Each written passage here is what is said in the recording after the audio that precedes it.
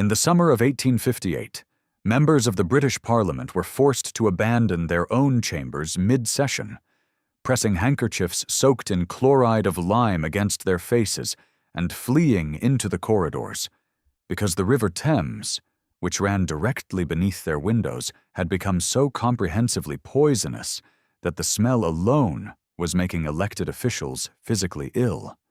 They called it the Great Stink. The newspapers called it a national emergency. The Thames itself, which supplied drinking water to roughly 2.5 million people, was at that precise moment approximately 90% raw sewage. And the thing that should genuinely disturb you about that story is that nobody treated it as unusual. The Thames had smelled that way for decades. People had been drinking from it for decades. The summer of 1858 was simply the summer it got bad enough to inconvenience Parliament, and Parliament, to its credit, finally did something about it.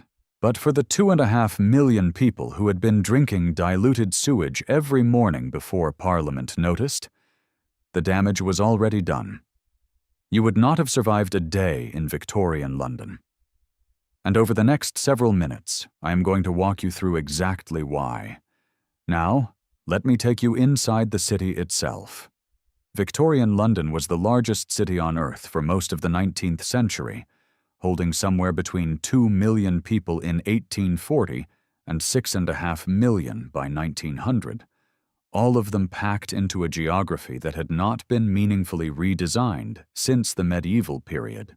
The streets in the older districts were narrow enough that residents on opposite sides could shake hands from their upper windows, which sounds charming until you understand that those same streets served as the primary drainage system for everything the city produced. Human waste, animal waste, industrial runoff, the blood and offal from slaughterhouses, and the chemical discharge from tanneries and gasworks and dye factories that operated in residential neighborhoods because there were no regulations preventing them from doing so. The smell was the first thing every visitor mentioned. Not crime, not poverty, not the fog, the smell. The American writer Nathaniel Hawthorne, visiting in the 1850s, described London as smelling of coal smoke, human breath, and the general effluvia of a crowded city. That is the diplomatic version. The less diplomatic version is that you would have smelled the city from the river before you saw it. And once inside, you would have spent your first several hours convinced something had gone catastrophically wrong, before slowly understanding that this was simply what London smelled like. The horses are part of this story, and they deserve their own moment. By the 1890s, London had approximately 300,000 horses working within the city on any given day, pulling cabs, omnibuses, delivery wagons, coal carts, brewery drays. Each horse produced between 15 and 35 pounds of manure daily. The Times of London ran a calculation in 1894 predicting that by 1950, every street in London would be buried under 9 feet of horse manure. They were not being rhetorical. That was a genuine projection based on genuine growth rates, and they were genuinely worried about it. But we haven't even gotten to the water yet, and that's worth staying for. Here is the thing about Victorian water that most people get completely wrong. The popular image is of Londoners knowingly drinking filthy water because they had no alternative. The reality is considerably more disturbing. For most of the 19th century, Londoners drank the water because they believed it was safe.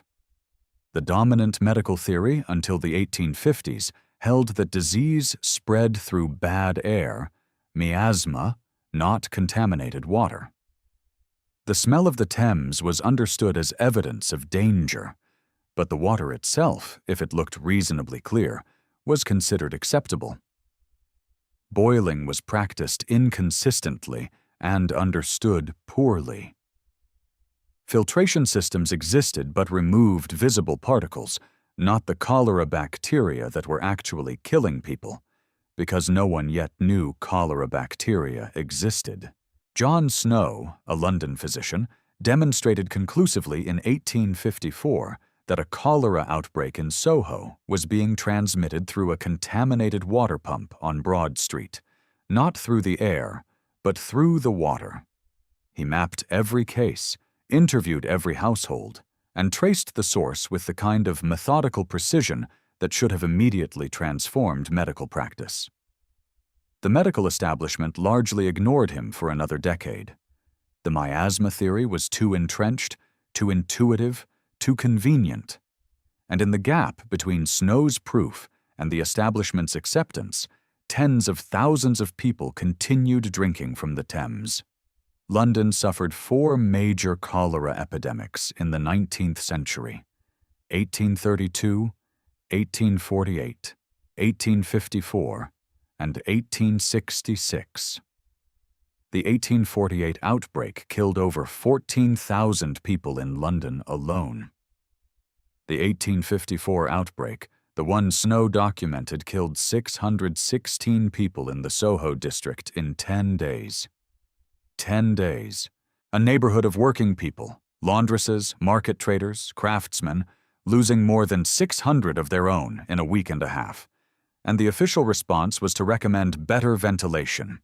And it was into this world of poisoned rivers and miasma theory and 300,000 horses, that you would have arrived as an ordinary resident. Not a visitor. A resident, which means you would have needed to eat. Victorian food adulteration is one of the great under-discussed scandals of the period. A chemist named Frederick Accum published a treatise in 1820 titled A Treatise on Adulterations of Food and Culinary Poisons, in which he documented, with named suppliers and specific samples, that London's food supply was being systematically poisoned for profit. Bread was bulked with chalk, alum, and ground bone. Beer was adulterated with strychnine and Cocculus indicus, a toxic berry used to intensify intoxication cheaply. Milk was diluted with water, the same water from the Thames, and thickened with chalk or sheep's brains. Pickles were colored with copper sulfate. Confectionery was colored with lead chromate and vermilion, which is mercury sulfide. Accum's book sold out within a month and caused a public scandal that resulted in essentially no regulatory change for the next 30 years, because the food industry had better lobbyists than the public had advocates. The Lancet, the medical journal, conducted its own survey in the 1850s and found that of 49 samples of bread purchased from London bakeries, 49 contained alum. Every single one. The alum made bread look whiter and weigh more. It also caused digestive damage over time. But it looked good, and it was cheap, and in Victorian London those were the metrics that mattered.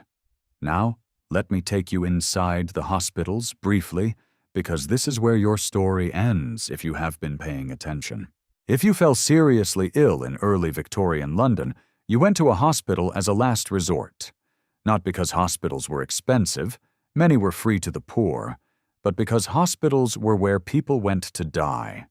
The physician and statistician William Farr documented in the 1860s that surgical patients in London hospitals died at rates between 30 and 40% from post-operative infection alone, not from the surgery, from what happened after the surgery in the building where the surgery occurred. Florence Nightingale, who had returned from the Crimea with precise data on hospital mortality, described the hospital environment as one that should do the sick no harm, phrasing that acknowledged, with devastating understatement, that existing hospitals were actively doing the sick considerable harm. Joseph Lister introduced antiseptic surgical technique in 1867. The adoption was slow, contested, and incomplete for years afterward. You would have walked streets layered with horse manure and human waste, breathed air thick with coal smoke, and the particular chemistry of a river being used simultaneously as a sewer and a water source, eaten bread containing chalk and alum, and possibly worse, drunk water that had passed through the intestines of the city upstream.